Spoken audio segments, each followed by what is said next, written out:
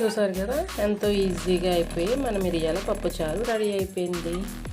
ఇది చాలా హెల్త్కి మంచిది. మీరు కూడా ఒకసారి ట్రై చేయండి. మీకు ఈ వీడియో నచ్చినట్టయితే లైక్ చేయండి, షేర్ చేయండి, సబ్స్క్రైబ్ చేయడం మాత్రం మర్చిపోకండి.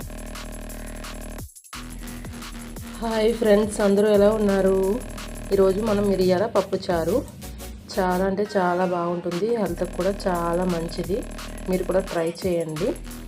ఇది ఎందుకంటే మనకి దగ్గు, కోల్డ్ ఏమన్నా ఉన్నా సరే ఇది తినగానే వెంటనే రిలీఫ్ ఉంటుంది మీకు.